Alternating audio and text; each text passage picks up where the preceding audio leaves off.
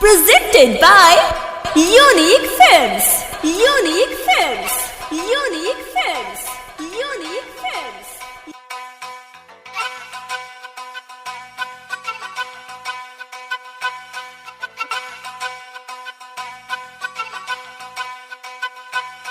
मेहंदी लगोतावे कल्हे बारात आई।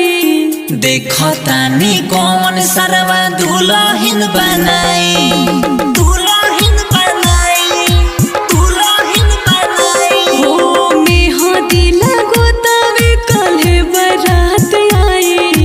देखो तानी कौन सरवा दुल्हन बनाई, दुल्हन बनाई, दुल्हन बनाई।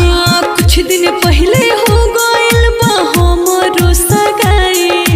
देखो तानी कौन सरवा दुल्हन बनाई।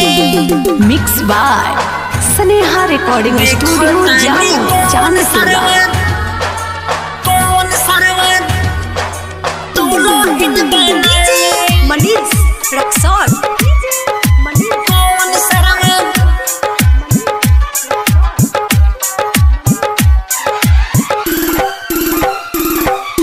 दुल्हन बनाई, दुल्हन बनाई। जननी न जान हमरे दिन उतराता। एही से तो जान हमर दिलवा दुखाता। जननी न जान हमरे दिन उतराता। एही से तो जान हमर दिलवा दुखाता। बत मन जाहो, जन जन जाहो, बत मन जाहो। जन जन जाहो। सब रिलेशन में कड़वा बटले बा हमर भाई। देखो तानी कौन सरवा दुल्हन बनाई।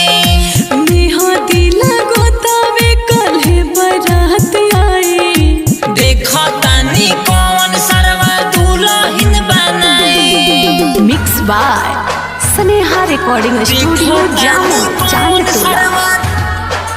Presented by Unique Films. Manish Rexon. कौन सरवा